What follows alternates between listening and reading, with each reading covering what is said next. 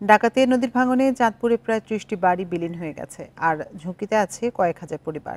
ভাঙন রোধে দ্রুত ব্যবস্থা নেওয়ার দাবি স্থানীয়দের। পানি উন্নয়ন বোর্ড বলছে ১৩ কিলোমিটার এলাকা রক্ষায় একটি প্রস্তাব আগেই মন্ত্রণালয়ে পাঠানো হয়েছে, সেটা পাস হওয়ার অপেক্ষা করছেন কর্মকর্তারা।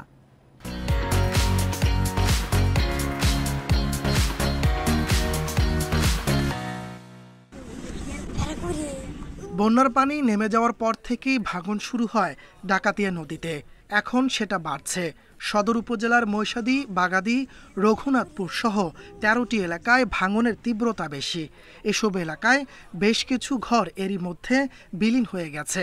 দুশ্চিন্তায় আছে কয়েক হাজার পরিবার। ভাঙন ঠেকাতে উদ্যোগের দাবিতে মানববন্ধনও করেছেন স্থানীয়রা।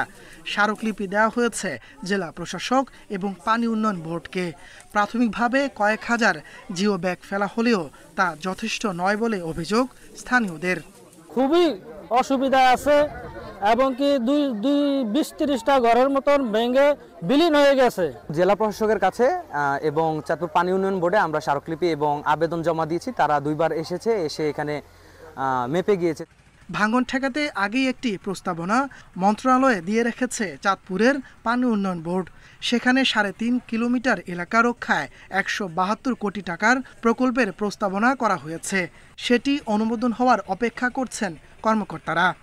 আমরা ইতিপূর্বে বিস্তারিত সমীক্ষা সম্পন্ন করেছি। সমীক্ষার আলোকে কুমিল্লা এবং চাঁদপুর জেলায় ডাকাতিয়া নদী পুনর্খনন শীর্ষক একটি প্রকল্প প্রণয়ন করেছি। এই প্রকল্প অনুমোদন হলে এবং এই কাজসমূহ বাস্তবায়ন করলে চাঁদপুর জেলার শহরাঞ্চলের ভেতরে যে সমস্ত স্থানে নদী ভাঙনের প্রবণতা রয়েছে সেই সমস্ত এলাকার নদী ভাঙন আশা করতেছি রোধ হবে।